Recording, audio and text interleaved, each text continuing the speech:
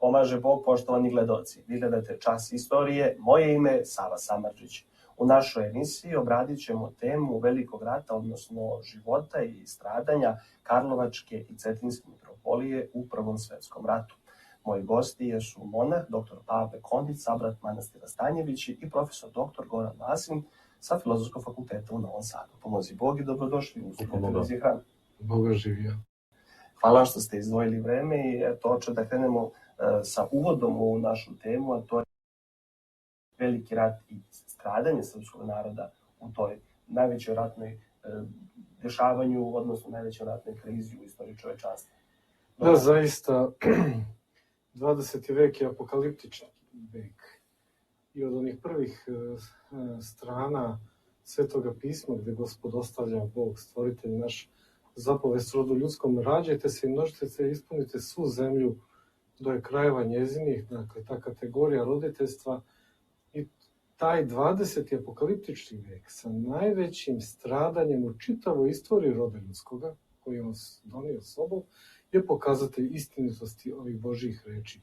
Ušlo se 1900. godine, govorim u globalu, na svetskom planu, sa manje od milijardu ljudi, a izašlo se sa 7,5, bez malo 8 milijardi ljudi kroz 100 godina 20. veka, računajući i ovo poklanje Prvog svjetskog rata, 20 godina Drugog svjetskog rata, pa između i pre ratova prvog i drugog i posle toga, koliko je bilo lokalnih ratova ili ideoloških ratova, kakav je bio komunizam, bolševizam, on je desetine miliona pojeo, progutao u Rusiji, ili u Africi, ili koje kuda na azijskom kontinentu, Bliskom istoku, koliko je ratova bilo.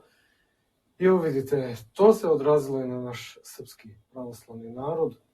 I evo, istrajavamo sa dubokim ratnim ožiljcima Prvog i Drugog svjetskog rata.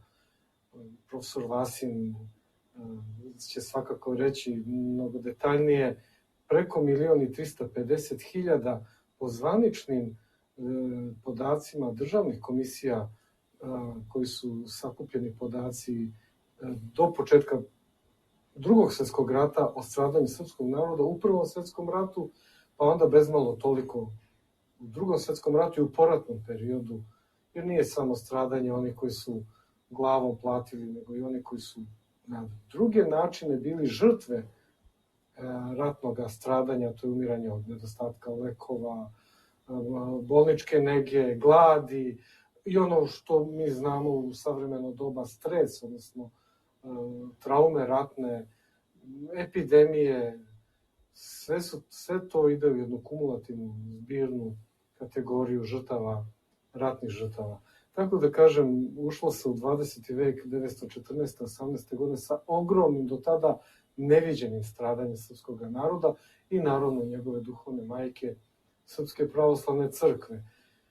Ali kada govorimo o tom stradanju, treba dobro imati u vidu i samo neke činjenice na oblasti crkvene kojima je bila podeljena duhovno biće, majka srpskog naroda, Srpska pravoslavna crkva, tek 918. 20. godine je dovršen onaj drugi deo Dušanovog nasleđa, zaveta, a to je obnova Pećke Srpske patrijaršije, a pre toga, od ukidanja Pećke patrijaršije 1766. godine, imali smo ove oblasne, naše pokrajinske takozvane crkve i hvala vam da ste posvetili, da kažemo, severu i jugu, Cetinskoj mitropoliji i Karlovačkoj mitropoliji, mnogo većoj crkvenoj oblasti, sa mnogo razuđenijom crkvenom strukturom, ali evo da kažemo i neku reč o Golgotskoj putanji ratnoj, stradanja crkve i naroda sa prostora Cetinske i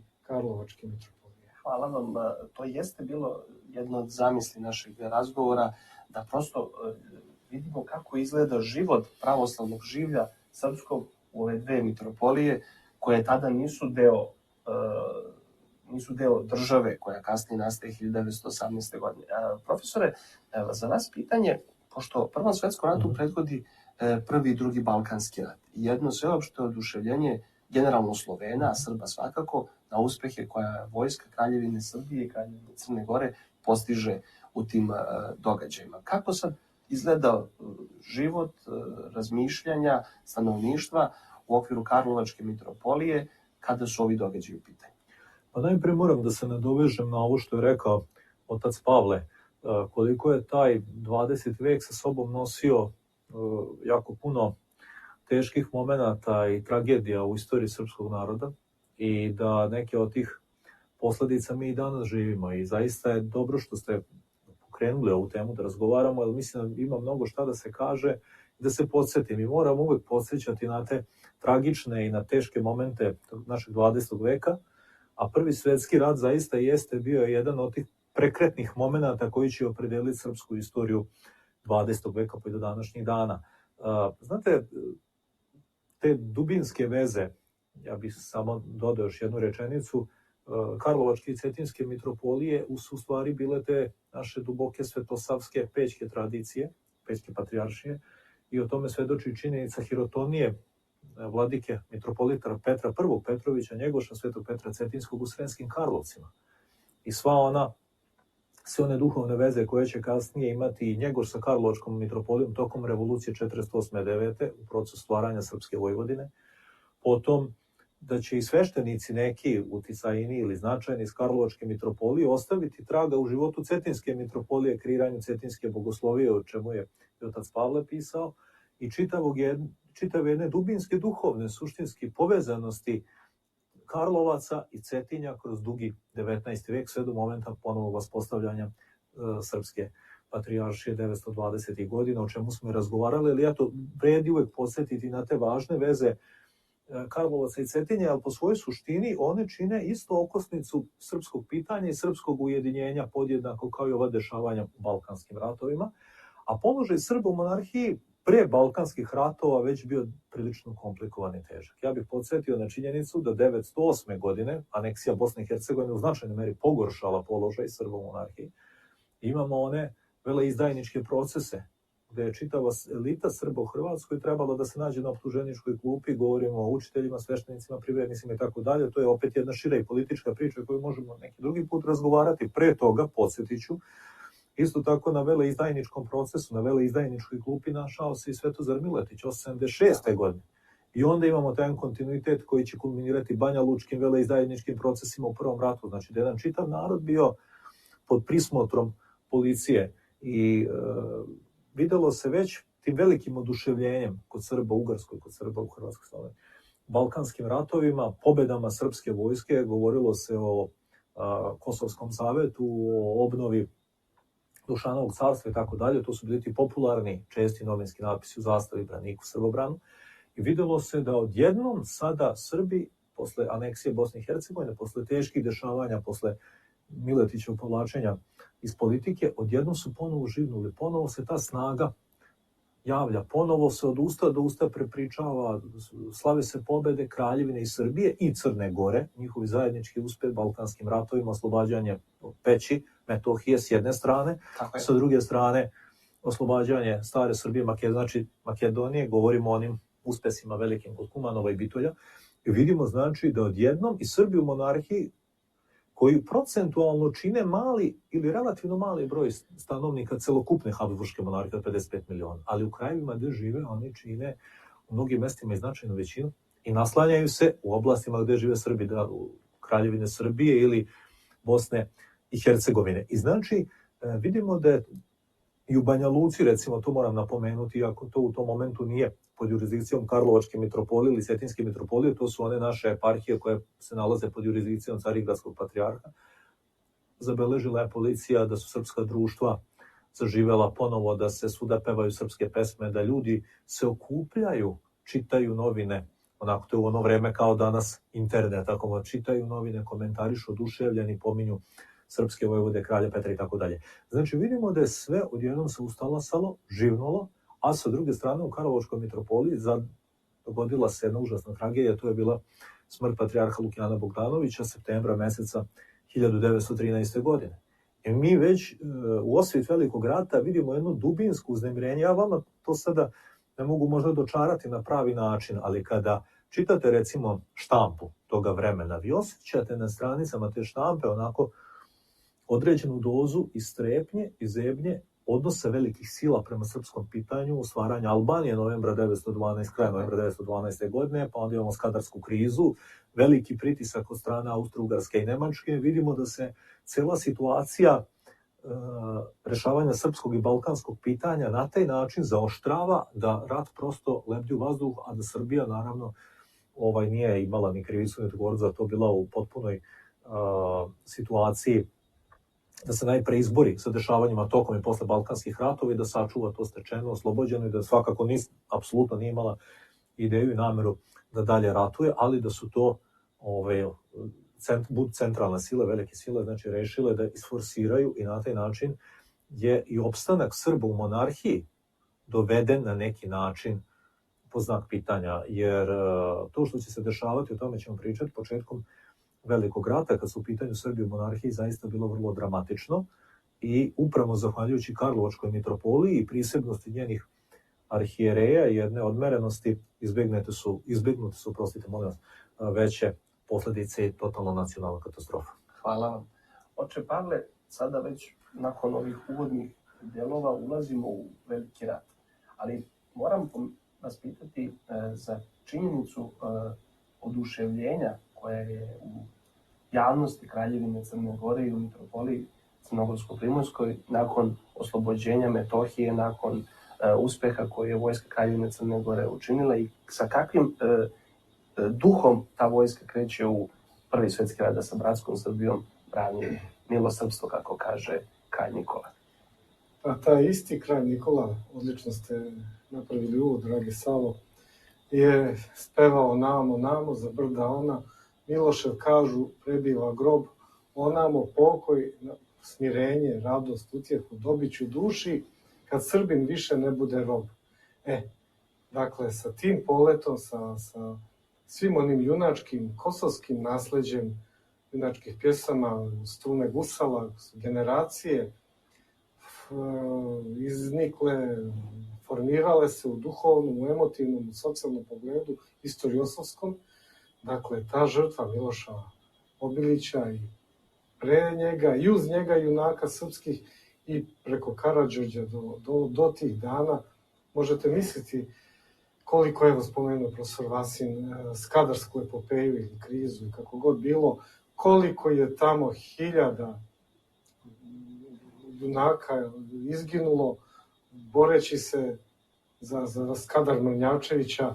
I ne samo Mrnjavčevića, znate, duboko je negde narod znao da su u tom Skadru kao mladi kralj bili i Milutin i Dušan i da su duboki i neraskidivi istorijski koreni tih naših prostora, naše kolevke duhovne, Moravsko-Vardarske doline, naravno sa centrom na ravnome blagoslovenom Kosovu i pitomoj Metohiji, sa Pećaršijom, sa Dečanima.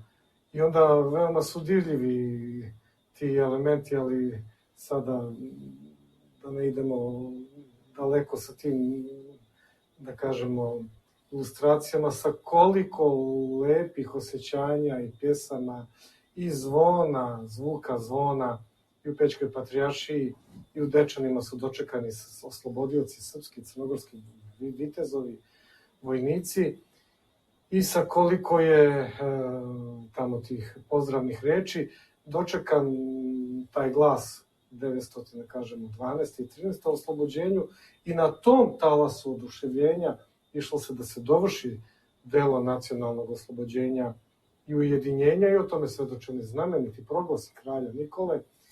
I ima jedan general Potapov koji je bio ruski vojni izaslanik na Cetinju. On je onako vrlo, da kažemo, detaljno opisao to molepstvi, moleban, priziv Božjeg blagoslova i pokroviteljstva i snage za polazak vojske u rat. I onda tamo kaže, ako dozvolite makar taj detalj, pa kaže Van protokola je, dobro, Barjac su blagosloveni ovde u crkvi Cetinskog manastira pred kraljem Nikolom, mitropolit Mitrofan Ban. Sve što je vredelo je bilo sabrano tu pod svodove manastira u duhovnom, u socijalnom pogledu.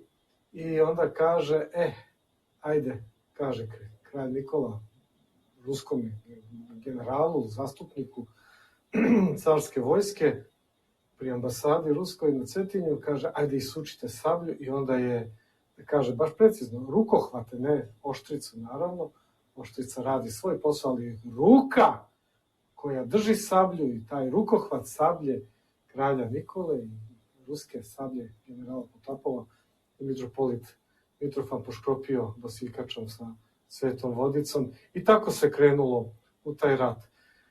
Nažalost, malo u rukah, maleno i snaga, ogromne žrtve koje su bile, govorim se samo o crnim prostorima Kraljevine Crne Gore, od 910. godine, dakle, pogotovo oko Skadra, su oslabile snagu, realnu snagu, brojčanu snagu vojnika. Nije tu bilo pravo rečeno ni mnogo, tek nekoliko godina pre toga je uvedena ta viša podoficirska škola na Cetinju, da se školski, opet naravno sve na rusku pomoć, izgrade školski u vojnom pogledu.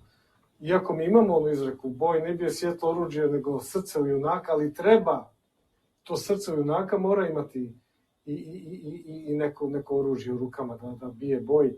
Tako dakle da mnogo je tih elemenata spoljnih koji su uticali na nedovoljnu snagu crnogorske vojske, ali je taj duh krenuo i držao se celih, eto vidite, 8 meseci, od jula meseca 1914. pa sve do kraja decembra 1915. godine, sa tim pauzama, ipak je to, da kažemo, godinu i po dana borbe do decembra, poslednjih dana decembra meseca 1915. kad je osvojen Loćin i kad je kapitulirala Crna Gora, ali se držao taj borbeni duh. I još jedan element, ako dozvolite, Gavrilo Dožić, koji je već 1910. godine bio imenovan od Svetog Sinoda, Carigradske patrijaršije, i hirotonisan za Raško-Prizrenskog mitropolita, iz nekih tih političkih razloga ne čekao potvrdu od turskog sultana, to je još uvijek naravno deo Turskog carstva, i boravio u Carigradu i odmah čim su oslobođeni prostori Metohije, 24. novembra je kralj Nikola u dogovoru naravno sa mitropolitom Mitrofanom i episkopom Zahumsko-Raškim Kirilom Mitrovićem po već važećem od 904. godine stupio na snagu Ustav Svetog Sinoda Pravoslavne crkve u Crnoj Gori i Ustav konzistorija. Dakle, imali smo, da kažemo, administrativni i pravni akt koji je trebao da se sprovede u delo, i onda čim se ukazala prilika, obnovljena je ta Pećka eparhija i Gavrilo Dožić je imenovan, rekao smo, 24. novembra 1913. godine za Pećkog mitropolita, i na sam Nikoljdan je ustoličen u Pećkoj patrijaršiji.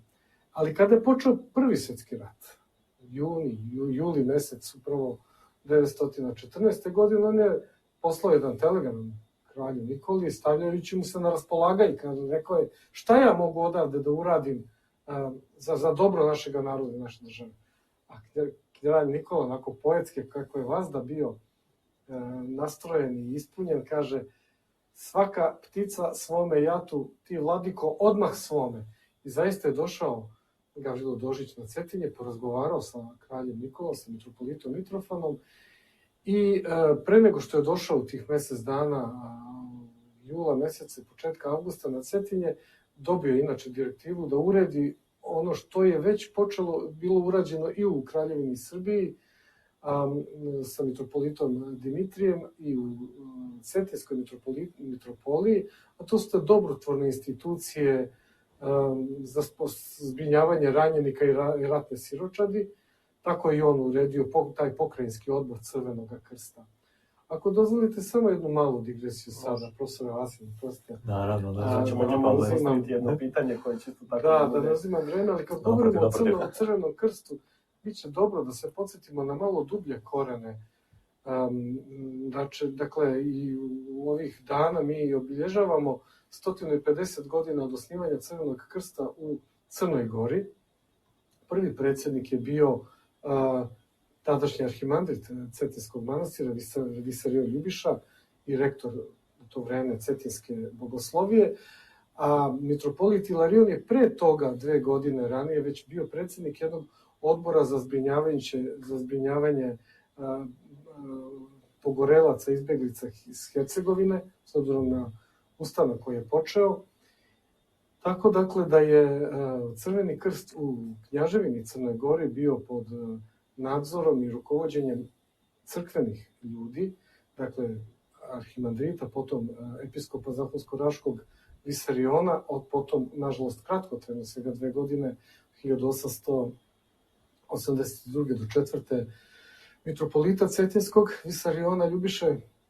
Onda je to nastavio Mitrofan Ban, sve do 920. godine kada je u Ujedinjenoj državi i pravo rečeno i posljednji akt mitropolita Mitrofana, koji je onako star bio i nemoćan već, s posljednje snage koje je imao, on je upravo učinio kao predsjednik središnjeg odbora Središnjeg arhijerejskog sabora Srpske crkve, odnosno telo od njih 5 episkopa, gde je on bio predsjednik po položaju, kao najstariji po godinama službe, cetinski mitropolit, za proces objedinjavanja Srpske crkve, znači čitavu 919. i do leta, jula meseca 920. godine, i onda onako stari, nemoćan je prosto pošao na Cetinje da ispusti dušu svoju, i poslednje, kaže, među poslednjim aktima koje je potpisao, jeste kao predsjednik Crvenog krsta Crne Gore o ujedinjenju sa Crvenim krstom Srbije, a preko toga onda Kraljevine Srba, Hrvata i Slovenaca. A zašto Srbije? Zato vidite, i to je jedan, da kažemo, element na koji treba dobro da se podsjetimo. I prvi predsjednik Crvenog krsta u Knjaževini Srbiji, potom Kraljevini, je bio beogradski mitropolit Mihajlo Jovanović. I kad gledate onaj katalog predsjednika Crvenog krsta u njihovim zvaničnim biltenima koji su štampani tih godina 870-ih, 80-ih, vi vidite od svih evropskih društava Crvenog krsta sve su to ugledni neki, naravno, humanitarci, plemići, ovako, onako, ali jedino su u Crnoj Gori i u Srbiji crkvene ličnosti bili predsjednici Crvenog krsta, dakle, beogradski mitropolit po položaju, u tom trenutku Mihajlo Jovanović, i cetinski, rekli smo, Visarion, odnosno Mitrofan Ban. Eto, dakle, to je radio Dožić, a onda na tom talasu je poslat u štab generala Mitra Martinovića, Drinski odred, Foča Kalinovik prema Sarajevu da bude, i ostavio je izuzetno dragocena i potresna svedočanstvo na samome početku stradanja našeg naroda na prvih dana Prvog svjetskog rata, i onda već redom, ali u drugom delu ću nešto više reći o tom stradanju naroda, sveštenstva i doprinosu crkve, šta je mogla da uradi na spašavanju naroda u toku Prvog svjetskog rata sa prostora Cetinske mitropolije. Hvala vam, oče. Profesore, kako je izgleda pozicija Karlovačke mitropolije nakon Gavrilovih metaka u Sarajevu 28. juna 1914. godine? Odnosno, kako izgleda život i mitropolije i stanovništva vernog naroda u Habsburškoj monarhiji? Pa ja mislim da je sve to što se desilo posle Vidovdana 1914. godine u Sarajevu nekako, pomenuo se, možda čak mogli da se nasluti, jer ta tenzija, taj pritisak su bili prilični, a Karlovačka mitropolija je već imala svoja istorijska iskustva u ratnim okolnostima, naročito na teritoriji Srpske Vojvodine tokom revolucije 1948-19. I suočila se sa ozbiljnim nedaćama i problemima, rušenjem crkava, otimanjem crkvene imovine, premeštanjem u tom momentu vladike Budimskog, Platona Atanackovića, u Bačkoj eparhiji od strane mađarskih vlasti, čitave komplikacije koje su nastale, generalno stradanjem civilnog stanovništva, obesvećivanje, kako je napisao u memoarima Golubskih, hramova, oltara i svega onoga što su počinile mađarske jedinice tokom revolucije. I nekako ta iskustva su se prenosila iz generacije u generaciju, od spisa do spisa.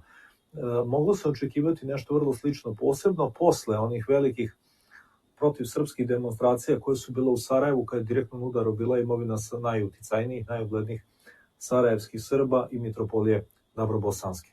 Tako da sam sličan scenarij očekivao, posebno što Karlovačka mitropolija u tom momentu nema mitropolita, ali ima administratora mitropolije, pakračkog vladiku Mirona Nikolića, posle smrti Lukjana, mitropolita Karlovačkog patrijarha Lukjana Bogdanovića, najpre gornjokarlovački vladika Mihajlo Grujić bio administrator, on je preminuo vrlo brzo, pokojio s početkom marta 14. I onda najstariji episkop u tom momentu po posvećenju, vladika Pakrački Miron, tada 70-godišnjak, otprilike postaje administrator mitropolije.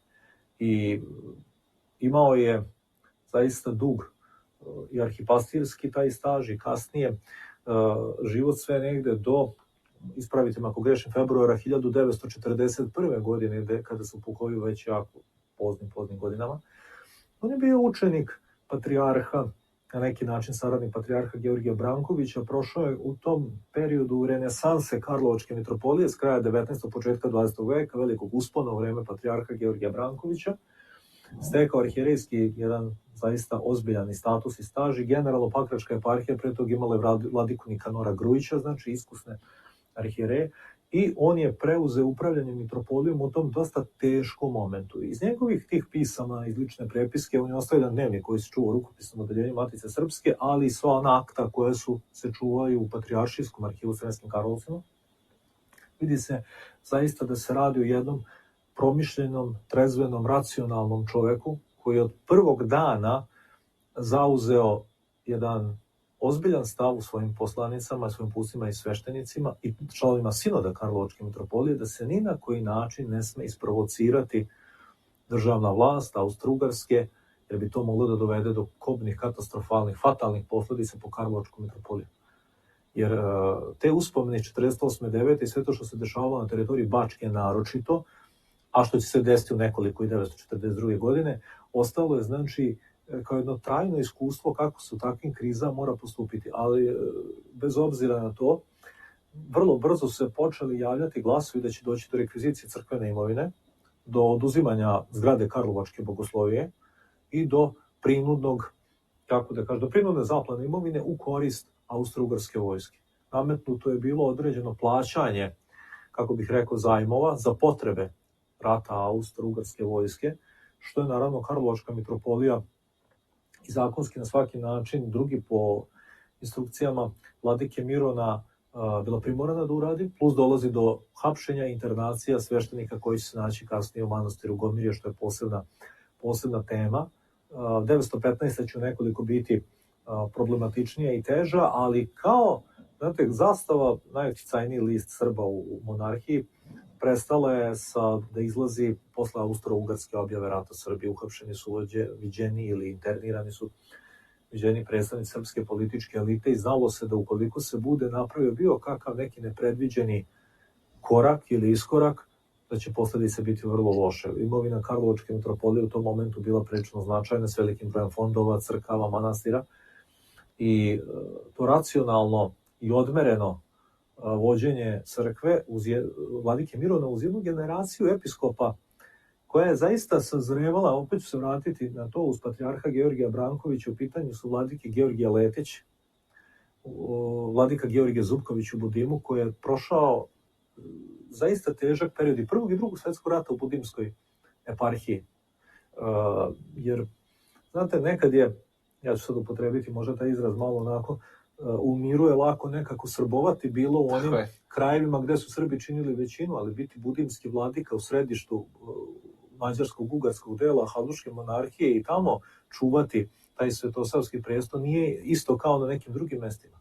Iz pisama vladike Georgija Zubkovića, koga prosto moramo pominjati danas više puta, vidi se kakva je tenzija vladala i sa kakvim oprezom se hodilo, ja mislim, i kroz dvorište samog Vladičanskog dvora, a kamoli nešto više od toga. I to nisu bili momenti kada se moglo postupati drugačije. Sjetimo se sad, ja sada moram napraviti ovu digresiju, ne zamerite, kako je Vaseljenska patrijaršija, Carigradska patrijaršija prošla izbijanjem grčkog ustanka 1821. godine. Znači nisu nepoznata stradanja i kako će Srpska crkva i kako će Golgotu proći u Drugom svjetskom ratu. Znači učinilo se koliko se moglo, a to je bilo najpre da se sačuvaju životi arhijereja i sveštenika, jer znamo da u Bosni i Hercegovini su već bili započeti pogromi nad sveštenicima, u Zahumsko-hercegovačkoj eparhiji i Dabrobosanskoj, ubijanjem sveštenika Kočovića u Foči, ja mislim, odmah prvih dana rata, ako ne grešim sada, nekoliko dana, znači tamo početkom avgusta. I da su mnogi sveštenici Zahumsko-hercegovačke, Dabrobosanske eparhije tada bili internirani, hapšeni, odvođeni u logore, a da je bilo i ubistava sveštenika. I da je to početak, uvod u ono što će se desiti 41. i kasnije delimično i 90. godina. Znači, mi imamo tu situaciju da je u Karlovačkoj mitropoliji uslovno rečeno bilo najmirnije, ali da je tenzija bila užasna i da se čekao, možda je to bio i koji prenosim na osnovu onog što sam čitao u arhivama, da se čekao samo jedan pogrešan korak i da se Karlovačka mitropolija ili potpuno ukine ili da se potpuno stavi pod komesarsku neku prinudnu upravu koja bi značila u stvari kraj na neki način postojanja i u identitetskom smislu Srba u monarhiji, posebno kažem posle aneksije, posle smrti Lukjana Bogdanovića. Tako da to su te neke nijanse. Osvrnuo bih se još samo na kratko 914. godinu, spis koji sam pronašao u arhivu Srbije svojevremeno kada sam istraživao tu temu, kako su prošle u Šabačkoj eparhiji crkve i manastiri i u Žičkoj i delimično u Beogradskoj, tamo gde se ratovalo, kuda je prošla austrijska vojska. To je A šta pišu? To su bile, znači, potpuno devastirane crkve, manastiri, razgrabljena imovina, do te mere da je jedan prota nedaleko od Užica napisao: ja ovo nikada nisam mogao da pomislim da će hrišćani doći, odneti sve što je postojalo u parohijskom domu, u crkvi, pa i sveće. Znači, do te mere stepen tog razaranja bio takav u jesen 914. godine, a pogotovo što ja mislim da je imovina Karlovačke mitropolije svakako bila pod prismotrom policijskih i ministarstva odbrane i da su oni naravno čekali da se zapleni zgrada bogoslovije, zgrada gimnazije i one će privremeno i biti pod upravom vojske, služiće za vojne potrebe. A da opet kažem da je vladika Miro Nikolić činio sve što u njegovoj moći samo da fizički sačuva živote sveštenika. Ne zaboravimo kad je srpska vojska ušla 914. u Srem, kakvi su bili pogromi i stradanja. Mi sećamo one malo romansirane, ako mogu potrebiti takav izraz, ne pežorativ, naravno, priča koju je Iskruljev napisao o raspeću srpskog naroda u Sremu, gde on unosi deo svojih emocija. Ali ono što smo mi pronašli u arhivama Zagreba i Beča svedoči da je stanje bilo je mnogo gore od toga što je Iskruljev imao uvid između dva rata, da su raseljavana sela, da su sveštenici odmah pohapšeni, da je bilo znači likvidacija civila i to je bilo još jedno upozorenje vladici Mironu da stišava koliko je u njegovoj moći, da upravo to pomaže Crvenom krstu, ne bi li smirio situaciju, slično je radio vladika Georgije Letić, a opet s druge strane vladika Zupković u tom stanju u kojem je bio, mogu reći, u okruženju nekog političkog i svakog drugog dnevnog okruženja, savjetovao Srbima koji su živeli u Budimpešti da se bave liturgijskim životom, da posećuju hramove, a da se ni po koju cenu ne bave politikom i naglas ne komentarišu politička pitanja. Onda je jasno kakav je bio taj okvir svakodnevnog života o kome ste pomenuli. Naravno, nadam se da će mi otac Pavle oprostiti. Sjetio sam se proglašenja Crne Gore za kraljevinu. Kada smo pomenuli taj jedan emotivni epski moment, proglašenja Crne Gore za kraljevinu i onoga što je izrekao i sam kralj Nikola, da on obnavlja srpsku kraljevinu na Primorju, i to je bio taj jedan, ja mislim, duh i lazarevski i svetosavski koji je zaista i kroz emociju i kroz tu neku svakodnevnu politiku i veze, kažem, i Karlovaca i Cetinja, kako se to funkcionisalo, zamišljalo i što je zaista neki svoj vrhunac došlo 912. i 13. godine, a onda ide period ovog stradanja o kome smo počeli da pričamo i opet svega onoga što se zadesiti 918. godine. Po svemu ovo su dve iste mitropolije. Kad kažem svemu, mislim na tu duhovnu vezu. A opet u različitim okolnostima žive i traju. Samo jedno kratko pitanje za vas, pa ću onda oče vama da postavim pitanje. Šta za vlasti Habsburške monarhije znači, odnosno predstavlja Karlovačka mitropolija? Ako je to moguće ukratko objasniti u smislu kako oni na nju gledaju. Pa, U ja, 14. mislim da 14. godine, ja mislim sa velikom pažnjom i pod velikom prismotrom. Znajući naravno za veliko oduševljenje srpskog stanovništva 912. i 13. i suštinske, one dubinske veze Karlovačke mitropolije i Srpske Vojvodine sa Knežinom, kasnije Kraljevinom Srbijom, sa Crnom Gorom. Srbi su se, pogotovo posle velikih zajedničkih procesa, bili vrlo blizu momenta kad će se kao narod naći na optuženičkoj klupi u potpunosti. To je realizam tog života u Velikom ratu. I Karlovačka mitropolija u potpunosti deli i sudbinu i stanje Srba koji žive u Habsburškoj monarhiji. Pokazalo se, znate, opet ne može se bez ovih nekih paralela, kada je Miletić osuđen. Rečeno je kako on planira da sakupi dobrovoljce i da on odcepi Srem ili Bačku i da je pripoji Kneževini Srbiji, što Miletić nije rekao, ali je to neki svedok. Ne muš ti izgovorio tamo nešto što naravno nije moglo da se dokaže.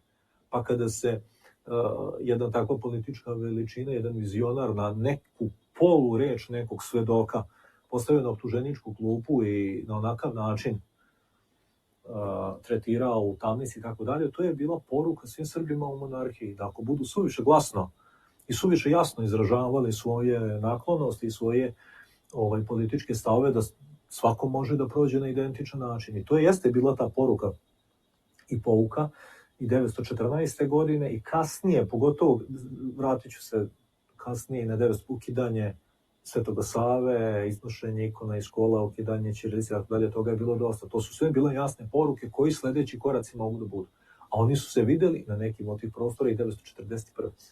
Znači, ovo je sve bila neka vrsta, ja zato sam pomenuo namerno i Zahumsku, Hercegovačku i Dabrobosansku našu mitropoliju, zato što to su ti prizvuci svega onoga što će da usledi 2 decenije kasnije ili malo jače od 2 decenije. Tako da, eto, ne zamerite na ovo malo širem ovako pristupu, ali mislim da kada posmatramo tu celinu, da onda iz svih tih uglova pogledamo i vidimo kako je to 14. i 15. godine izgledalo. Hvala vam, profesore. I ovoga stradanja o kome je govorio otac Pavle. Hvala vam, oče Pavle. Sada, kako izgleda život mitropolije u vreme slobode, 1914. i 1915. godine, odnosno kako izgleda život u godinama kada je Crna Gora bila pod vlašću Habsburške monarhije. Što se nešće u lance vezati, to se zbježa u ove planine.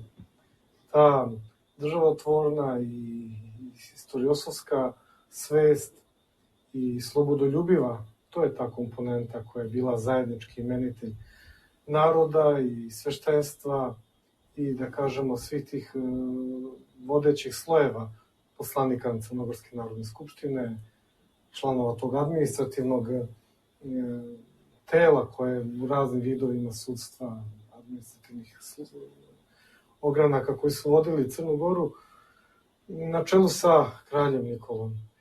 Rekli smo, veliko stradanje i izginuće oko Skadra 912. i 13. godine, onda gubitak u aprilu mesecu, svega mesec dana u rukama crnogorskim Skadra, toliko iskrvavljeno pod silu Boga tih velikih sila, opet vraćen na Austro-Ugarskoj Skadar kao protektorat.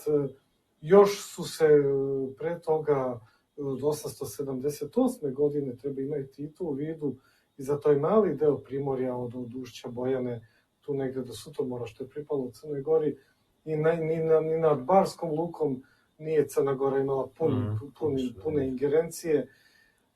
Tako da bilo je mnogo tih, kako bih rekao, opterećujućih elemenata na unutrašnjem i na spoljnom planu. Privreda, ni naznake, ni industrije, ni trgovine, ni zanatstva, ma ničega, zaista.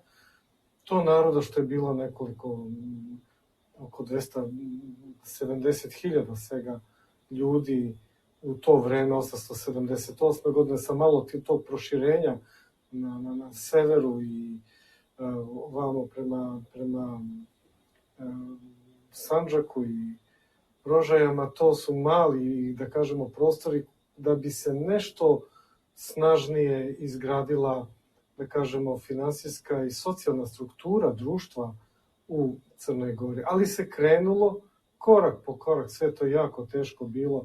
Treba dobro imati u vidu. Od 1711. godine do 915. godine, decembra mjeseca, gotovo kompletna struktura aparata i crkvenog i državnog u Crnoj Gori je bila oslonjena na ruske subvencije u najrazličitijim vidovima. Znate, vi pogledajte i danas, kada pogledate to što je pretrajalo stradanje i Prvog i Drugog svjetskog rata i poratnog pljačke i otimanja i razaranja posle Drugog svjetskog rata po našim crkvama i manastirima, pa ćete vidjeti, to su najvećim delom, to su ruske bogoslužbene knjige, ruske ikone, ruski predmeti bogoslužbeni, putiri, krstovi, odežde, tako, a onda u ovome, da kažemo, administrativnom pogledu, finansijskom, sve je to bilo kažemo, na ruskim načvama i krenulo se nekako, ali stanušno, slabašno, nije bilo kolskih puteva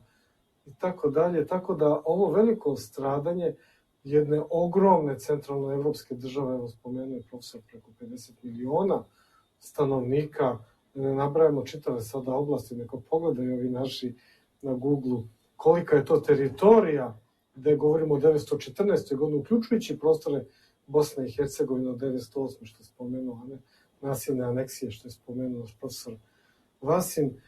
Dakle, malo ruka, malena i snaga, ali su se borili. I vidite, duboka je simbolika, ako dozvolite sad samo da kažemo nešto o početku te Golgotske putanje. Rekli smo, velika stradanja 912. i 13. i u tom drugom Balkanskom ratu i tu je preko 1000 samo crnogorskih vojnika. Ali imate i to srce junaka koje smo spomenuli. Imate dobrovoljce. I ne samo iz Paštrovića, nego i oni mladi ljudi koji su od nevolje trbuhom za kruhom, što se kaže, krenuli u onu Ameriku ne sa 7, sa 9 kora da jedu hljeb po rudokopima američkim. Znate li vi kako je to bilo samo? I nisu oni imali novca, nego je bilo Lloyd, ta kompanija, pa imala u Kotoru, kao i sada što imaju te kompanije sa brodovima i tako za transport. I onda ti potpišeš priznanicu da ćeš ti da otplatiš tu kartu. On će da te preveze tamo, ti si živo radno meso, snaga koja je trebala američkoj industriji. Onda ideš tamo, pa prvo od prve, druge, treće, sedme plate otplatiš tu kartu treće klase dole. Gledali ste onaj Titanik, a onda u onim dole ni sunca ni meseca.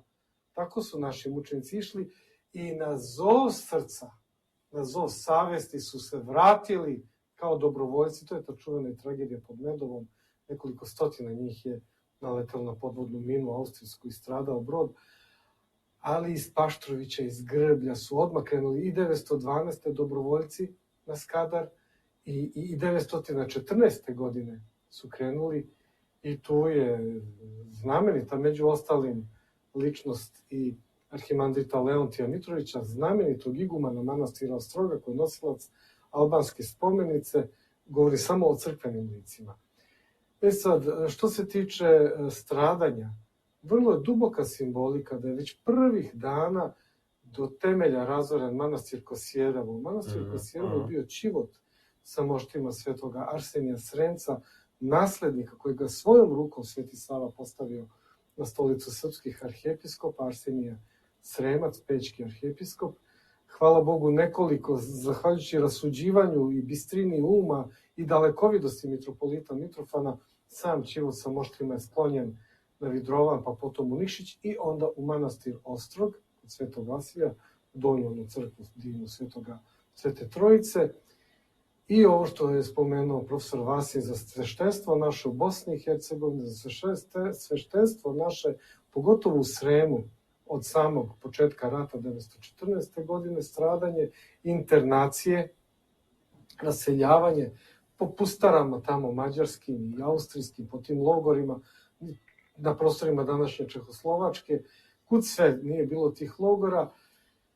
I na toj matrici su onda i Bugari od septembra, meseca, oktobra 1915. godine, kako su već udarili s leđa Kraljevinu Srbiju, počeli i sa stradanjem, sa ubijanjem sveštenstva i naroda i sa internacijom. I ono što je najgore, ovo što smo spominjali o tim ljudskim žrtvama, kao i za Drugi svjetski rat. Znate, to je, malo je reći greota, to je duhovni zločin.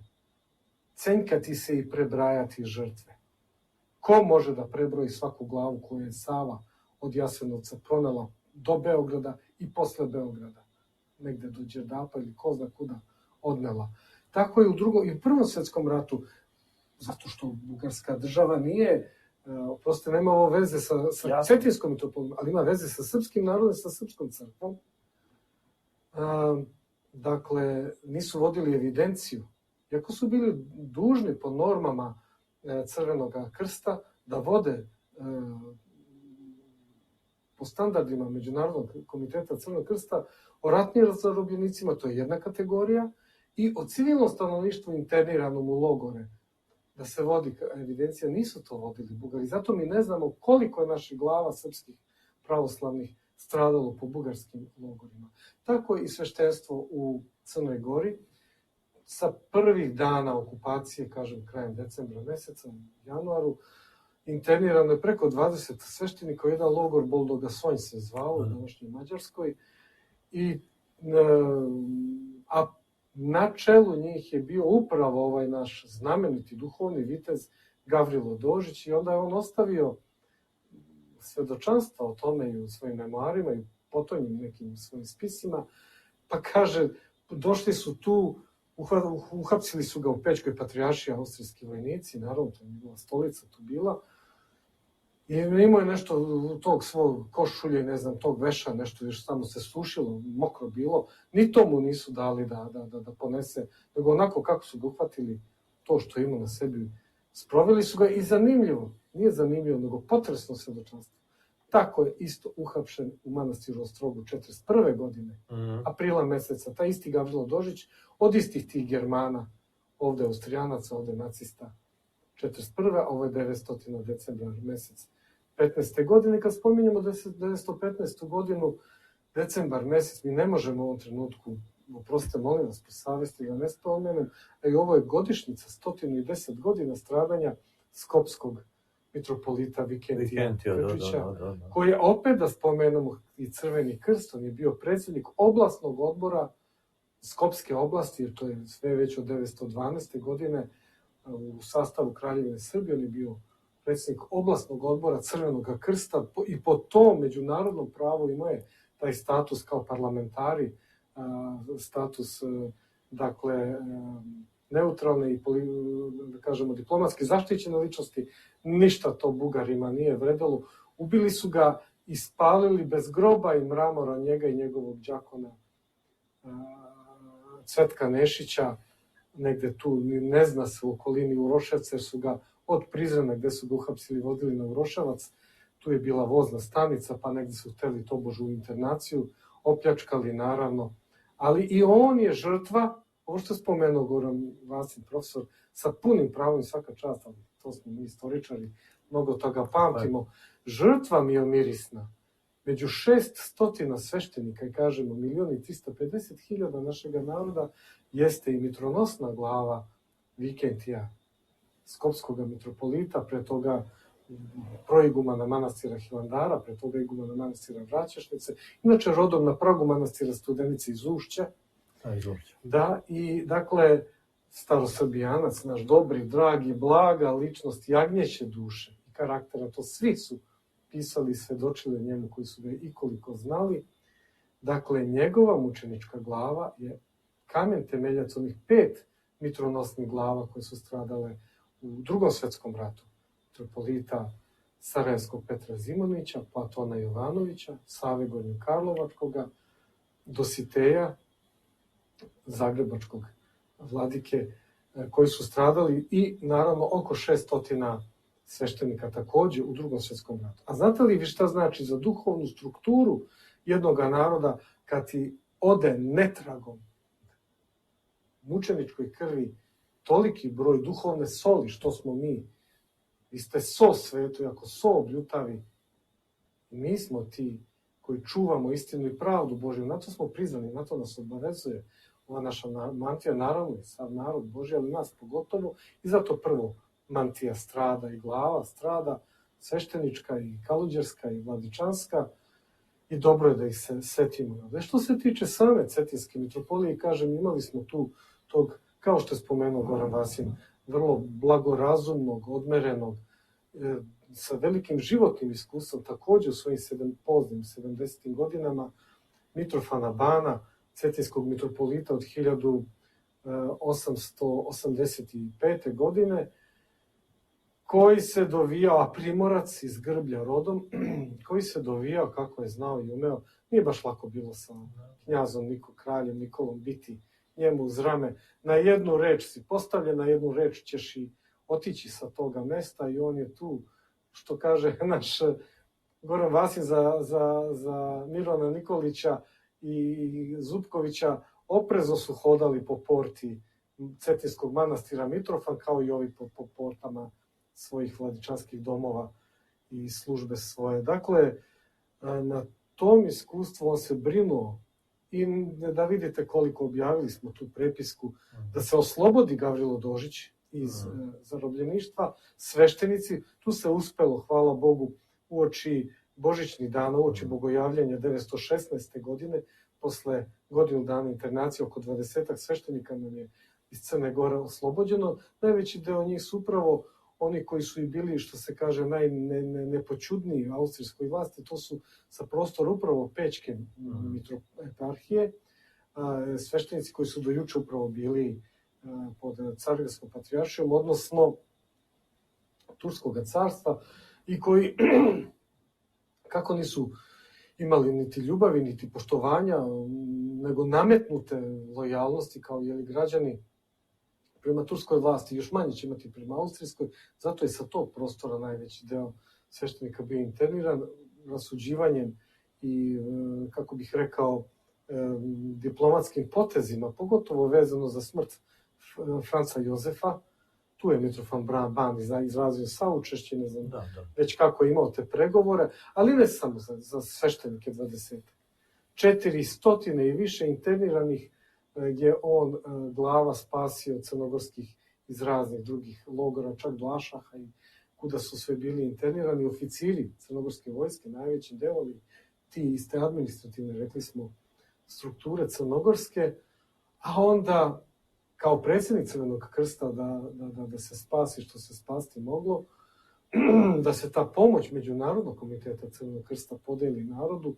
Mitrofan Ban je radio tokom Prvog svjetskog rata i borio se sa tim teškim udarcima, rekli smo, bombardovanje i razaranje manastira Kosjereva, a onda nasilno, kako bih rekao, desakralizacija Njegoševih kostiju sa Lovćenske kapele 12. augusta 1916. godine i odmah posle toga nekoliko dana dole sa brodova su bombardovali i razorili Lovćensku kapelu. To su bili veliki udarci, a naravno sila Boga ne moli. Znate li koliko je austrijska vlast pobila naroda i u logorima, ne samo ovim po Austro-Ugarskoj monarhiji, nego tu u Tuzima, Vuksan Lekić, jedno mesto, ima potresno, ako dozvolite ovaj deo moga odgovora, samo da ilustrujem potresnim rečima sveštenika koji je bio takođe tu interniran u logoru crnogorski, i onda kaže u izveštaju: vodio sam evidenciju i sahranjivao sam do 74 naših, kakvi su užasni, preužasni. Turski u stvari bila vojna postava pretvorena u austrijski logor, to je Vuksan Lekić nesrećni. Užasni, preužasni uslovi za život. I onda kaže, vodio sam evidenciju do 74. a onda od jada i užasa više nisam mogao da zbrajam i da pišem imena, samo sam se Bogu molio i ispraćao ih Bogu na istinu, te naše žrtve i stradalnike. A u ostalim delovima, tu je bio Zahumsko-Raški episkop Kirilo Mitrović u Nikšiću živio, ono što smo spomenuli već na samom početku rata u leto i jesen 1914. godine, na onom tragu onih humanitarnih organizacija iz 1912. i 13. radio je šta je mogao i koliko je mogao da se to sveštenstvo, inače nevelikog broja na celoj teritoriji, onoj koja je bila Kraljevina Crne Gore 914. godina, to znači računajte i Metohijsku oblast, dakle negde oko 120 sveštenika je bilo i ova trojica episkopa, rekli smo, Mitrofa Ban, cetinski mitropolit na Cetinju, Zahumsko-Raški Kirilo Mitrović u Nikšiću, odnosno manastiru Ostrogu, i Gavrilo Dožić, koji je, rekli smo, s prvih dana okupacije bio uhapšen i terminiran, i takav je bio do posljednjeg dana austro-ugarske vlasti na tim prostorima. A sveštenstvo, znate, imamo toliko potresnih detalja. Vi znate da po našim crkvenim pravilima prosfora za svetu liturgiju, ona mora biti od pšeničnog brašna služena, pa tolika je glad i siromaština bila da se nije moglo naći ni tih 300-400 grama brašna da se umesi prosfora. Kukaju sveštenici, pišu mitropolitu, ne možemo služiti protiv kanonskog prava je da služimo čoveče na kukuruznom hljebu, daj ili to razreši, ili nam obezbedi eto tih 300 grama brašna da umesi popadija prostor da mogu služiti službu, a da ne govorimo o svim drugim. Još jedan element, eto, znate, ovako kad krene čovjek, ali da kažemo, ali vrlo važan, kad smo spomenuli o mučeničkom putanji i čivota Svetog Arsenija Sremca, to je i mučenička putanja koji put već svetoga kralja Stefana Prvovenčanog iz manastira Studenice preko Raške oblasti, preko Pećke patrijaršije. Tu ga je dočekao mitropolit Gavrilo Dožić i onda spratio do Podgorica i od Podgorice do manastira Ostroga, i onda su tu, vidite, Stefan Prvovenčani, zamislite kakve su to duboke istorijske paralele, samo se treba nad njima malo zamisliti i imati ih na umu dobro, da vidite, Sveti Vasilije sa obe ruke prigrlio naslednika Svetoga Save, Svetog arhijepiskopa Arsenija Sremca i njegovog savremenika u čije vreme i koga je on bio mu tu desna ruka, a to je kralj Stefan Prvovenčani. Vidite, posle koliko vjekova su se našli u manastiru Ostrogu i tu proboravili svoje izgnaničke dane sve do 1919. godine, kada su vraćeni čivot preko Beograda u manastir Studenicu Stefana Prvovenčanog, a čivot Svetog Arsenija vraćen u manastir Ždrbonik, gdje i sada blagosilja verni narod Boži. Detalja o stradanjima, o pljački, ovo što ste spomenuli, profesore Vasin, o skidanju zvona za ratni materijal, znate, to je taj bakar i kala i taj dragocjeni materijal, o razaranju crkava i pljački, pa znate li koliko takvih svedočanstava imamo, to je materijalna dimenzija. Ali živi čovek, živa duša Božja, to je najveće blago koje imamo. I takvi smo dali na oltar otadžbine, i da završim, sa prostora mitropolije, odnosno pravoslavne crkve u Crnoj Gori, kako se zvalo u tome trenutku, jer mitropolija onda imala izuzetno mali geografski prostor, mnogo manje nego što ga i danas ima, jer je 1931. godine na njoj pridodana i Zahumsko-Raška i Bokokotorsko-Dubrovačka eparhija, ali u ovo vreme, o kojemu govorimo, 1914. 18. to je vrlo mali prostor tu od Podgorice do stare Crne Gore, 4 nahije, i ovaj mali prostor Primorja, to je prostor mitropolije Crnogorsko-Primorske, dakle, ali sa prostora pravoslavne crkve, znači kod ove Zahumsko-Raške, Crnogorsko-Primorske i Pećke mitropolije, 10 sveštenika nam je ubijeno i stradano po logorima, smrtno, još toliko odmah posle rata, 1919. 20. 21. do 25. godine nam je stradalo od ratnih posledica. Možete njih kazati samo ovi hronološki do 1. novembra 1918. da su žrtve. Ne, nego i ovaj koji od gladi, od tuberkuloze po logorima i izašavši iz logora skapao na svome kućnom pragu. I on je jednako ratna žrtva, jer je 4 godine ili 3 ili koliko već bio u logoru internaciji, a kažem i svešteničke porodice, a i kažem veliki deo našega naroda. I ono što je čast, krenulo se sa velikim nadama na tim žrtvama u procesu ujedinjenja našega naroda, i sve što se moglo, tako osakaćeni, tako izranavljeni u Prvom svjetskom ratu i Balkanskim ratovima, naš narod i sa prostora pravoslavne crkve u Crnoj Gori, Cetinske mitropolije, da kažemo, sve što su mogli uradili su, i to svi stepeni, i sveštenici, i monasi, i naravno sva ova trojica arhijereja od 918. 20. godine. Hvala vam, oče Pavle.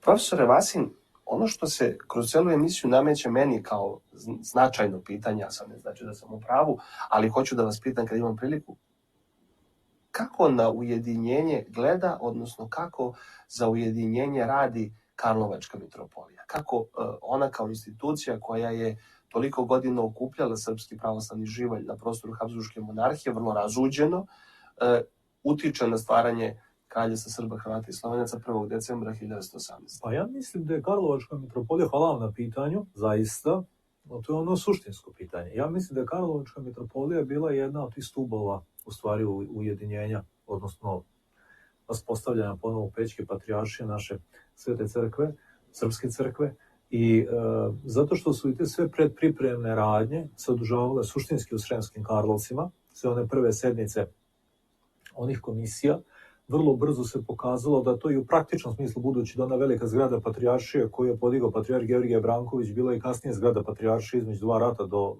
ove nove zgrade koja je 936. godine u vreme patrijarha Varnave završena.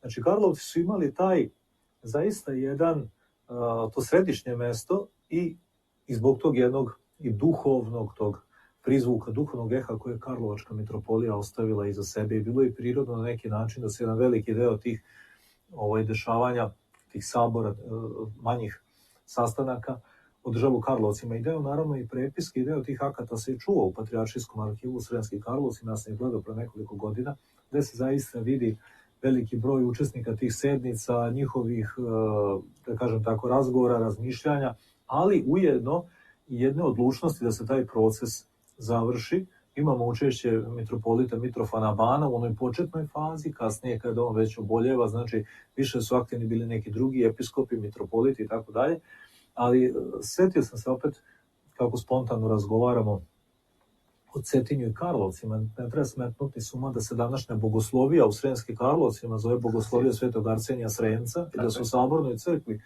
Svetoga Nikola u Sremskim Karlovcima i danas čuva deo moštiju ili delić moštiju Svetog Arsenija Sremca, i da je to isto bila i eparhijska slava eparhije Sremske, i da je to opet jedno mesto okupljanja koje podsjeća na te veze Arsenija Sremca i istorijske uloge Karlovačke mitropolije, a i prostora, znači, Cetinske mitropolije, odnosno te jedne zaista, pa mogu bi da kažem i to hodočasničkog odnosa, ali često se dešavalo u hodočasničkim putovanjima da su upravo vernici iz Srema često i odlazili u manastir Ždrebonik da se poklone moštima Svetog Arsenija Sremca i naravno na Ostrog i tako dalje. Znači, nemoguće je sve možda u nekoliko rečenica ili u jednoj emisiji, to je obuhvat, toliko je tih ljudskih priča, ljudskih sudbina, svešteničkih, vladičanskih iz prvog rata, koje smo pomenuli, stradanje mitropolita Vikentija 900, recimo, nadovezao bih se na ovu internaciju sveštenika u manastiru Gomirje. Takođe, koji su proživjeli vrlo težak period u oskodici, nemaštini, gladi i tako dalje.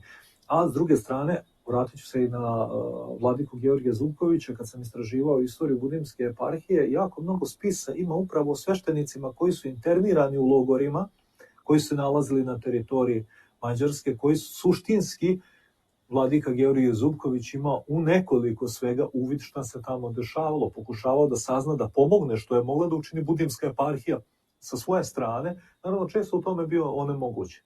I onda imamo i komisije koje su radile između dva svetska rata 920. godina, gde on tražio, pozivao, molio da se sakupe podaci o sveštenicima koji su nestali, koji su preminuli u tim teškim uslovima, o Srbima koji su na teritoriji Bosne i Hercegovine i Crne Gore bili u tim logorima, a koji su se u jednom momentu našli ponovo te oblasti, sad kako je prekrojena mapa Evrope, i pod njegovom duhovnom jurisdikcijom. Tako da on sve činio da se dođe do tih spiskova, da se podignu nova groblja, da se podignu kapele, da se obeleži mesto stradanja i sveštenika i naroda iz Bosne i Hercegovine i Crne Gore koji su bili internirani u velikom broju tih logora. I neopisive su bile i smetnje i prepreke, uvek se pronalazio neki novi papir da se ne podigne kapela, ili kasnije su u vreme drugog rata na mestima tih grobalja pravljene magacini ili neke tamo neka skladišta ili je to besvećeno i tako dalje. Znači, to je ta, što je pomenuo otac Pavle, mitropolita Gavrila Dožića, koji u 2 svjetska rata proživljava Golgotu. Znači, imali smo episkope koji su, mitropolite, koji su oba svjetska rata bili na čelu, ili eparhija, ili naravno pomagali kao članovi sinode i tako dalje. Prosto, čisto kad razmišljam, setim se one teze s kojom smo i počeli razgovor, da li se prvi i drugi svjetski rat treba sada sve više da posmatraju kao jedna celina, ustojno, turbulentno, često dramatično razdoblje dešavanja između 2 svjetska rata. Uslovljavalo je jedno drugo. A Srpska crkva, 30 godina. A Srpska crkva je upravo se našla u središtu tog procesa, jer ona je bila ključna i za identitet, i za postojanje Srba u vremenima osmanske vladavine, austrijske i tako dalje. I onda ljudi su Srpsku crkvu doživljavali u identitetskom, u duhovnom, u svakodnevnom smislu kao osnovu postojanja Srba, što je i danas. A sa druge pak strane i ovi predstavnici velikih sila to su znali jako dobro. I naravno stoga je taj pritisak i stoga je sve to što se desilo u Srpskoj crkvi, to stradanje u 2 svjetska rata, zaista inspirisano i odlukama i faktora uticaja velikih sila i tako dalje i tako dalje. Ne zaboravimo, spomenuli smo manastir Ostrog. Moramo setiti jednog detalja, upravo na koji način se to radilo. Mi smo možda to čak i pomenuli prošli put.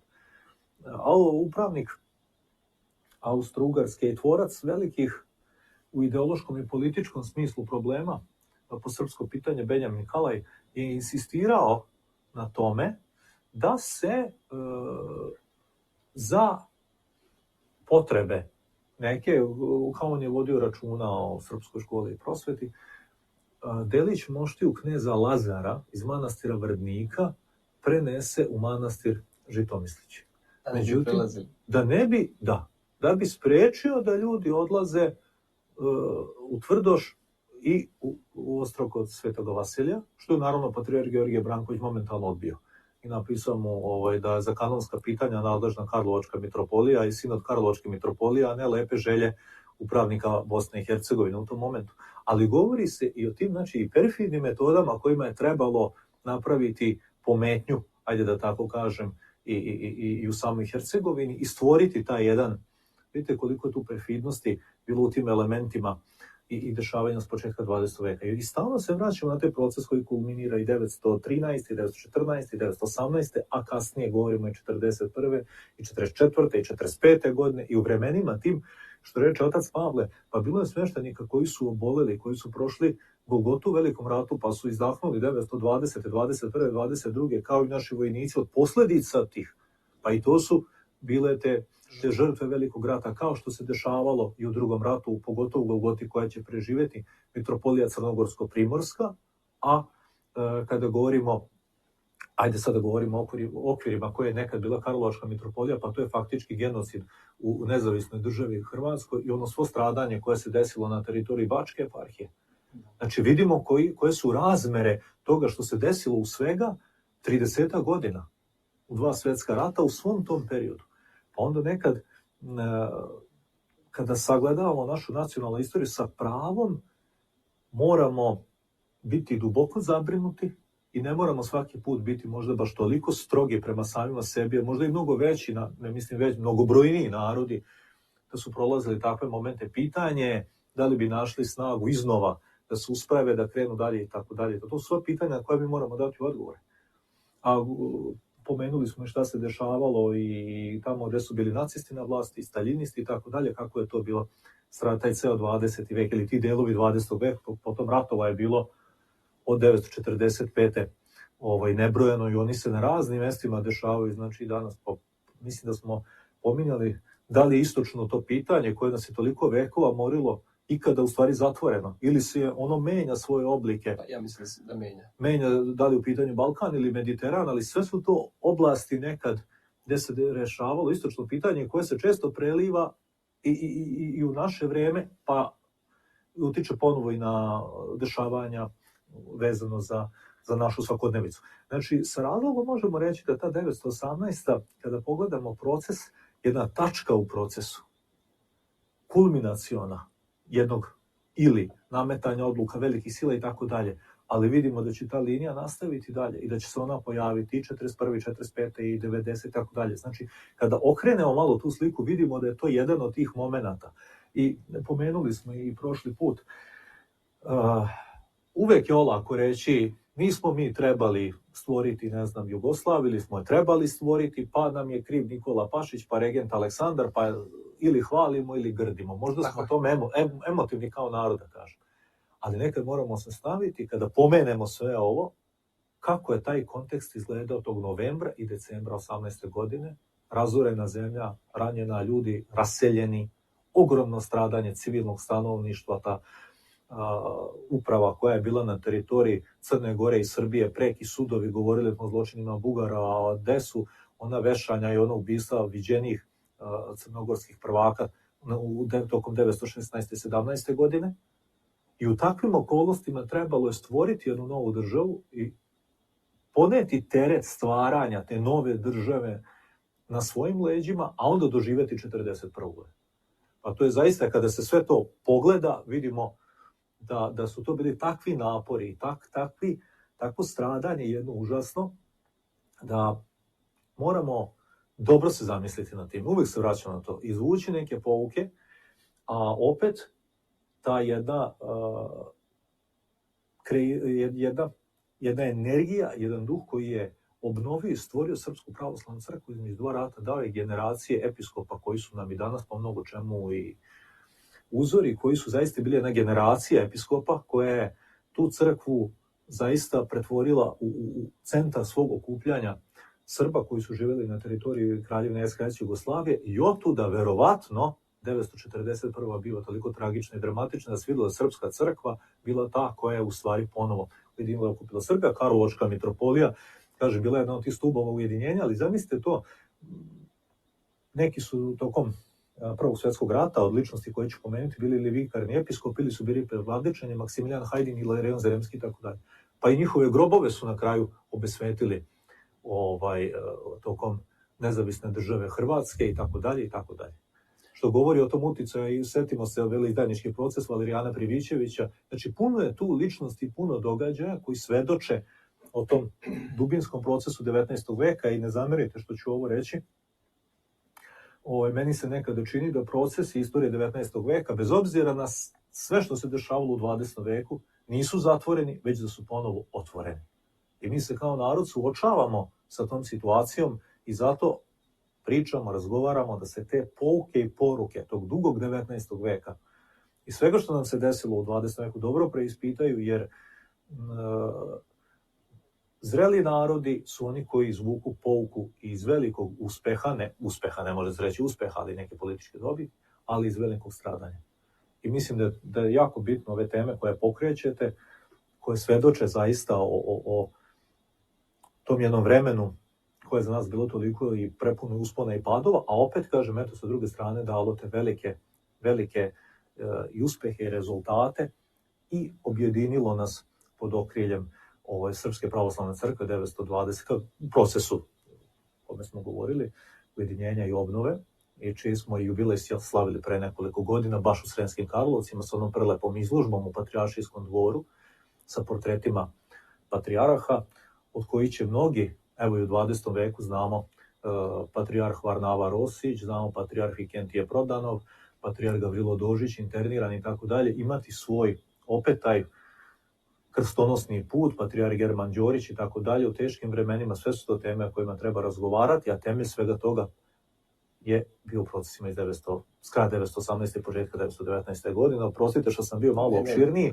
ali zaista sa razlogom ste pokrenuli ova pitanja. Nadam se da smo uspeli makar i delimično i da damo neke odgovore. Hvala vam, profesore. Oče Pavle, isto pitanje kao i profesoru Vasinu, samo vama vezano za mitropoliju Crnogorsko-primorsku. Prosto, koji je njen značaj, odnosno kako ona utiče na stvaranje kraljevstva Srba, Hrvata i Slovenaca? Da kažem, toliko sam pod snažnim utiskom ovih istorijskih paralela koje je spomenuo sada profesor Vasin, da ako dozvolite samo da se nadovežem na njih sa nekoliko još potvrda i primjera koje na prvu loptu će se činiti da nemaju veze sa ovom direktnom temom sa Cetinskom mitropolijom, međutim imaju još kako. Mi sledeće godine se sećamo i 200-godišnjica upokojenja jedne zanimljive i značajne ličnosti za svoje vreme, a to je arhimandrit Aksentije Šundić, Radonjić Šundić, veliki saradnik, dugogodišnji iguman i arhimandrit manastira Morača, upokojio se 1826. godine, ali od kraja 18. veka i ove prve dve decenije 19. veka, da kažemo, desna ruka Svetome Petru Cetinskom, a pogotovo tom narodu iz Drobnjaka, odnosno te istočne Hercegovine, koje nalazi u sebi utočišta od zuluma turskih haga i begova, tu na prostorima Rovaca i Gornje i Donje Morače.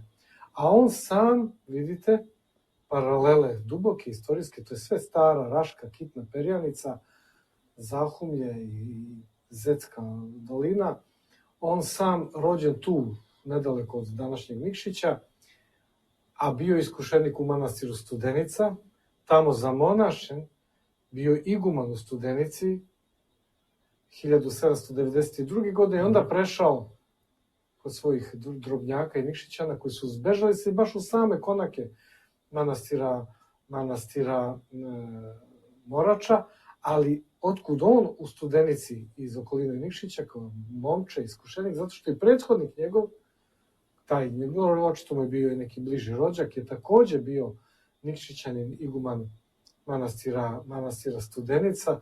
I vidite, saradnja sa Svetim Petrom, sa Karađorđem, okupljanje naroda, borba za oslobođenje, ujedinjenje. I ajde sada da pređemo i Hadžidžeru i Ruvima i redom.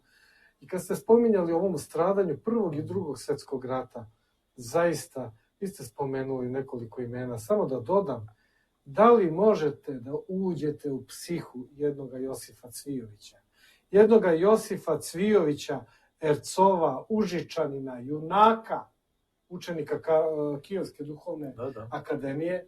Jeli? To se mora potući. Čak 1000 strana, zamislite, naravno rukom pisanih, ima ta njegova magistarska teza, sačuvana je tamo u arhivu Kijevske duhovne akademije, znači nije bio nepismeni tako da prođe, čak čisto reda radi kroz školu, mlad ostao udovac, sveštenik, pa onda se zamonašio, profesor monaške škole u manastiru Rakovici, profesor beogradske bogoslovije, 912. organizovao, to su ti popići, popov vod, od učenika monaške škole iz Rakovice, a bili su svi strana, čak i iz Crne Gore nekoliko, jer to je bila jedina monaška škola koju smo imali za monaški podmladak, da se škole u manastiru Rakovici nismo imali ni u Crnoj Gori, ni u Bosni, ni u Karlovačkoj mitropoliji. Tu su se sjatili i dobrovoljci 12. godine, 13. 14. ista priča. Bio četnički dobrovoljac, a izuzetno jedna potresna fotografija gde on jedno 15-16 žrtava opojava kao vojni sveštenik 14. godine i 15. na prvoj liniji fronta i onda po potrebi crkve odlazi u Rusiju, tamo je bio veliki taj jugoslovenski dobrovoljački korpus, tamo su bili naši brojni studenti i đaci duhovnih akademija, Kijevske, Petrogradske, Odeske i Moskovske duhovne akademije, znači fakulteta, o njima je trebalo brinuti. Počinje revolucija početkom 17. Gde će, šta će s njima, mudri Pašić i regent Aleksandar i sam mitropolit koji je bio na Krfu, Dimitrije, šta ćemo, ajde opet Josifa da ih prebaci u Englesku, učenike bogoslovija, u Kadesdon, ove u Oxford, studente teologije. I onda, ovo što ste spomenuli, 920. godine, bitoljski episkop, rame uz rame sa episkopom u tim prostorima Varnavom Rosićem, 910. godine, rame uz rame, iako je bio, rekli smo, uhapšen i interniran, Gavrilo Dožić, i svi su oni, Varnava je umro 37. Ali kakvu su golgotsku putanju imali Josif Cvijović kao zamenik patrijarha u Beogradu, jer je patrijarh bio u nacističkom zarobljeništvu prvo u manastiru Rakovica, potom u Vojlovici, pa dokle nije stigao po Austriji i u Njemačkoj do Dachaua, i onda potucajući se do uči Aranđeldana 946. godine. Kakvi su to duhovi? Šta je sve na svojim plećima izneo taj Josif Cvijović? To što je nama čist obraz srpske crkve i srpskog naroda, onog koji je slušao glas Svetog Oca Save preko glasa zamjenika patrijarhovog, čuvara Svetosavskog trona, u skudnim ratnim, tragičnim, genocidnim danima, a to je bio naš Josif Cvijović. To je to, moj profesore Vasine i Savo, hvala vam da ste sabrali, da se podsjetimo tih velikih umova. Samo još par rečenica da kažemo ovo, da se nadovežemo na izlaganje profesora Vasina. Šta su uradila ova trojica? Uradili su sve što su mogli. Znate, to su bili ljudi dalekovidih vidika, svetosavskih vidika. Sveti otac Sava, njegovo život i njegovo delo i njegova krmčija, Korčaja knjiga, Zakonopravilo, to je kamen temeljac, to je pravilo, to je reper, to je krma na brodu. I onda su oni svi znali, čekaj, da vidimo kakvo je tu kanonsko stanje. Ako je u knjaževini Srbiji dobila samostalnost kao i Crna Gora na Berlinskom kongresu 878. godine, ali je crkva knjaževini Srbiji dobila legalnu autokefalnost 1879. godine, daj mi za taj brod da se vežemo.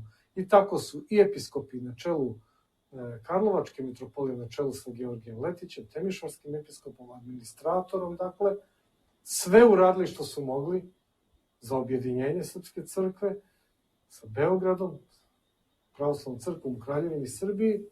Tako su i, eno gledajte, 16. novembra akt sve trojice episkopa iz 918. godine, prvih dana slobode, da se ujedine sa pravoslavnom crkvom u Kraljevini Srbiji, i tako su i naši episkopi i mitropoliti iz Bosne i Hercegovine da se ujedine sa pravoslavnom crkvom, kanonskom, nezavisnom. Oni su sami uputili dopis jedan u Karlovce već negde u decembru 900, koji su svi potpisali zahtevajući da budu izuzeti iz jurisdikcije Carigradske patrijaršije. Carigradske patrijaršije ili Bukovinsko-dalmatinske mitropolije, i uopšte da se objedini Pećka patrijaršija onako kakva je bila do tog nasilja 1766. godine. Čista savjest, mirna savjest, čist obraz, podignuto čelo, to je i ovih naših arhijereja, i koji su stradali kao Gavžilo Dožić u zarobljeništvu austrougarskom, govorimo o periodu Prvog svjetskog rata, i sveštenstva, i žrtava, i naroda, i samoga kralja Nikole. Čitajte šta je pisao i kako je pozdravio obnavljanje Pećke patrijaršije, jer je on pevao namo za brda ona. Tamo zeleni govore da je gaj, pod njim se dižu dečani sveti, molitva u njih prisvaja raj. Znate, duboki su to petroćevski nasleđi, ne samo titula egzarha Pećkoga trona koji su imali mitropoliti iz kuće Petrovića, nego ovo vi ste spomenuli 847. 8. godinu. Tih godina je Njegoš tražio od igumana Pećke patrijaršije i dečana, dajte mi te krstove, da dođu na Cetinje, da ih cijelivam, da blagoslovim ovaj narod moj ovde. I beskrajna onda prepiska igumana Pećaršije i dečana koji su oslanjali i obraćali i mitropolitima na Cetinje, i knjazu i Danilu i Nikoli. Dakle, taj kontinuitet je imao zlatni svoj pečat 918. i 20. godine, i kako arhijereji iz Srbije, pa čak i onaj mladi, da ga ne spomenemo ovde, kad smo spomenuli stradanje, rame uz rame od 913. godine, niški episkop Dositej Vasić, interniran od Bugara, uhapšen, i on i njegovi roditelji, zamisli otac njegov, starac. Kome smeta jedan starčak? Ne, ti si otac i ti ćeš da ideš starčak u internaciju bugarsku, kao što i u Aradu, spomenuli smo tolike logore, bilo i dece i odojčadi i staraca od 70 i 80 godina interniranih, tako i ovaj najdositej, i on je popio čašu kroz ustašku torturu, Mhm. odmah maja mjeseca 1941. godine i umro januara 1945. godine kao žrtva i posljedica, kao na kraju što je i Joannikije Lipovac ostao bez groba i mramora. I to je ona duhovna paralela koju smo spomenuli ne slučajno. Ubijen 1915. godine u decembru. Nažalost, od pravoslavne ruke, slovenske, bugarske, Vikentije Krdžić, skopski mitropolit, ubijen opet od bratske ruke svoga naroda, obezboženog, uronulog, pomračenog uma, bezbožništvom, bolševičkim, leninističko-stalinističkim, komunističkim. Joannikije Lipovac ostao bez groba i mramora i toliko drugih, preko 100 sveštenika samo sa prostora mitropolije Crnogorsko-primorske, ali to je taj miomirisni cvet. Sanguis martyrorum semen Christiorum novum est. Krv mučenika je sjeme novih hrišćana i o tome svedoči rimski koloseum. Ignjatije, bogonosac, bogoprimac i njegovo zlatno srce koje su lavovi pojeli, ali je to semen novih hrišćana i od onda do danas, ovih 2000 godina i do kraja sveta i vijeka. To nam je uteha, to nam je blagoslov koji imamo i nosimo kao mučenička Srpska pravoslavna crkva. Hvala vam obojici na izdvojenom vremenu i na činjenici da ste izneli niz značajnih istorijskih podataka koji govore o mitropolijama Karlovačkoj i Cetinjskoj i njihovom značaju za stvaranje kraljevstva Srba, Hrvata i Slovenaca. Hvala još jednom. Hvala i vam na dobroj volji i pažnji koju ste posvetili ovim znamenitim ličnostima, mučenicima i događajima kojima su oni dali svoga nemerljivog doprinosa. Hvala još jednom. Hvala. Dragi gledaoci, hvala vam na pažnji. Doviđenja i zdravi bili.